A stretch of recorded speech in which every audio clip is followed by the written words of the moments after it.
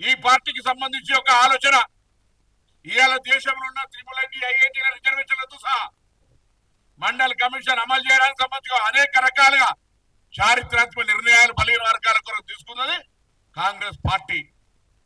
ఇవాళనే బీసీ సంఘాల నాయకులను మేధావులందరినీ అడుగుతా ఉన్నా, దయచేసి ఏం పొరపాటు జరిగింది ఇంట్లో?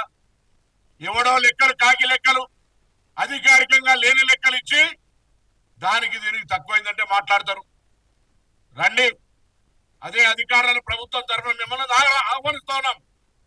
ప్రజెంటేషన్ ఇప్పిస్తాం, జరిగిన ప్రక్రియ మొత్తం వివరిస్తాం. మీరు ప్రత్యక్ష సాక్షులు.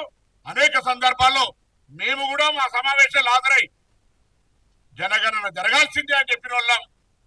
ఇప్పుడు జనగణన జరిగి సమాచారం వచ్చినాక ఎందుకు డీవియేట్ అవుతున్నారని అడుగుతా ఉన్నాం.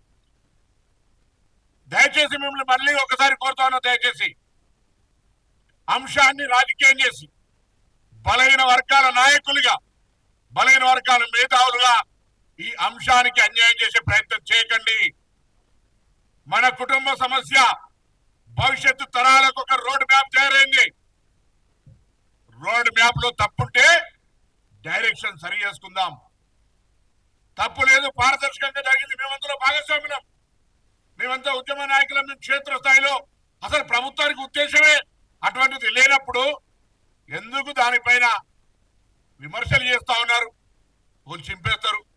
నిజంగా మీరంతా బీసీ నాయకులుగానే ఏ పార్టీ నాయకులు లేకుండా ఈ కార్యక్రమం చేస్తుంటే నేనే మీ అందరు ఇళ్లకి వస్తుంటే, టీఆర్ఎస్ నాయకుడు ఒకరు ఉంటారు, ఇంకో నాయకుడు ఒకరు ఉంటారు. వాళ్ళు వచ్చి మీ దగ్గరికి ఇన్నటి వరకు మీరు అధికారంలో 10 ఏళ్ళుంటే ఏ బీసీ సంఘాలకు న్యాయం చేసినారు? ఏ బీసీ సంఘాలకు నిధులు ఇచ్చిండ్రు?